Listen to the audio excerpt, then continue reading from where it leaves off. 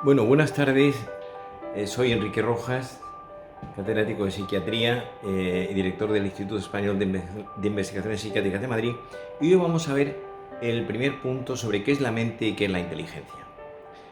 Realmente quiero explicaros que la psiquiatría en los últimos años pues, ha pasado a ser una disciplina de enorme importancia porque la sociedad reclama la figura del psicólogo y del psiquiatra, que son complementarios.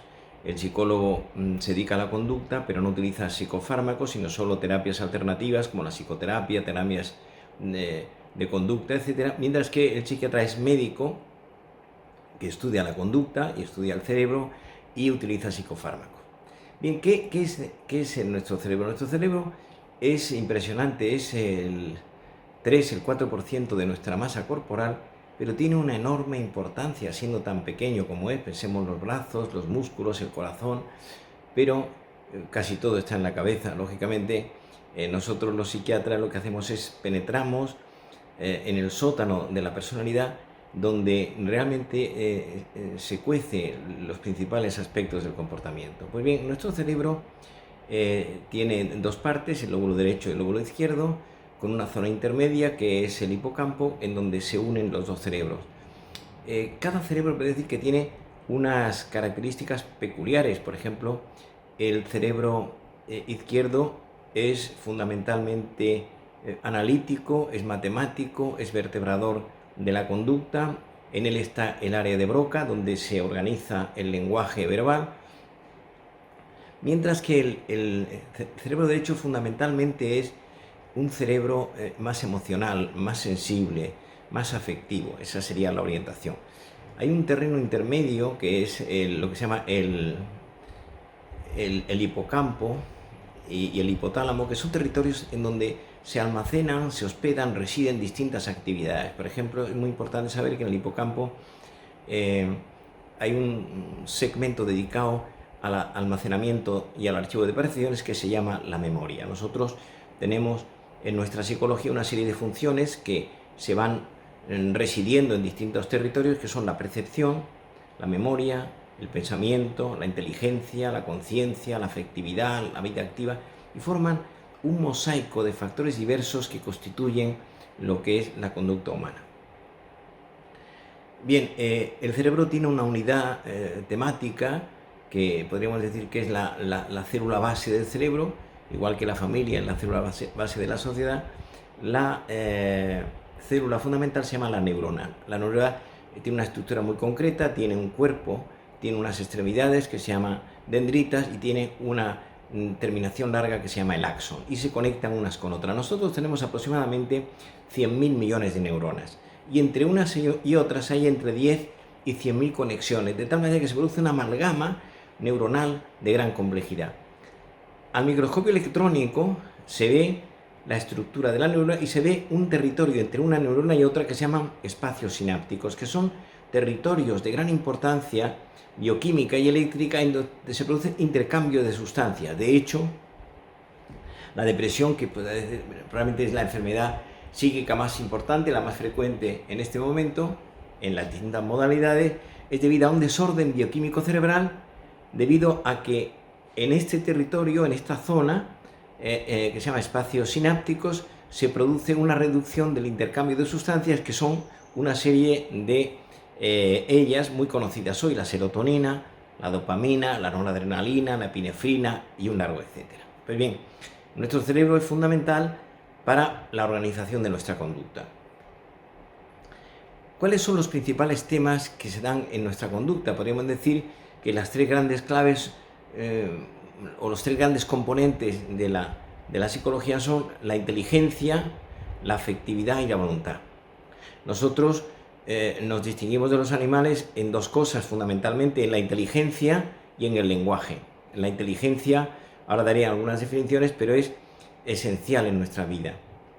El lenguaje es la capacidad que tenemos los seres humanos de comunicarnos unos con otros.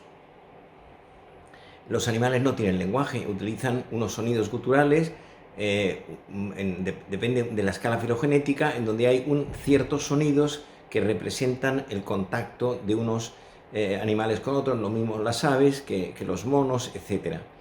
El lenguaje es fundamental y cuando un niño tiene aproximadamente año y medio o 2 años, el niño maneja 30 o 40 o 50 palabras.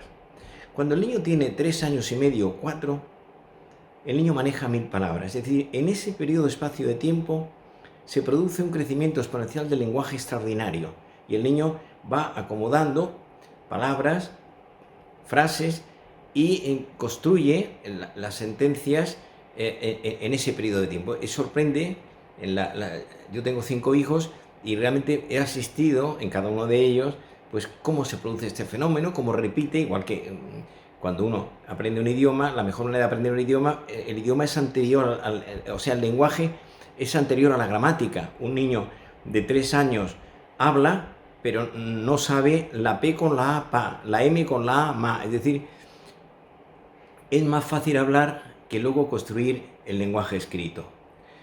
Pues bien, el lenguaje, insisto, es fundamental. Entonces, estas herramientas son la inteligencia, la afectividad y el lenguaje. Y entre ellos se une la voluntad, que es otro de los elementos claves en nuestro patrimonio psicológico. Bien, hoy me voy a centrar en la inteligencia. ¿Qué es la inteligencia?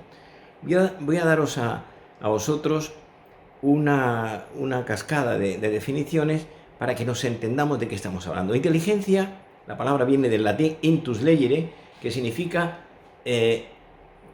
leer por dentro. Intus legere, leer interiormente. Entonces, ¿qué es inteligencia? Inteligencia es capacidad de síntesis. Inteligencia es saber captar la realidad en su complejidad y en sus conexiones. Inteligencia es el arte de preguntar. Y entonces la inteligencia es polivalente, tiene muchas vertientes y muchos planos, es polisémica, es poliédrica, tiene muchas semánticas a la vez. Entonces, no es lo mismo la inteligencia de un ingeniero que de un conductor de autobuses, que de un pintor de vanguardia, que de un psiquiatra o de que una persona que está dedicada al deporte de alta competición, pensemos en un futbolista o en un tenista profesional. O sea, son muchas variedades. Voy a decirles algunas de las más importantes, ¿no? Inteligencia teórica. Voy a hacer una pincelada para no alargar en exceso. Inteligencia teórica, que es la propia del intelectual, aquel que se mueve en los conceptos. Pensemos, por ejemplo, pues yo tengo unos cuantos diccionarios sobre las palabras sinónimas.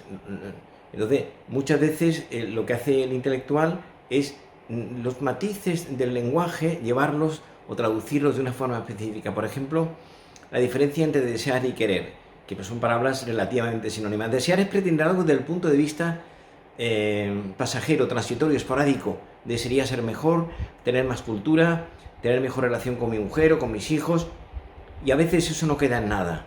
Es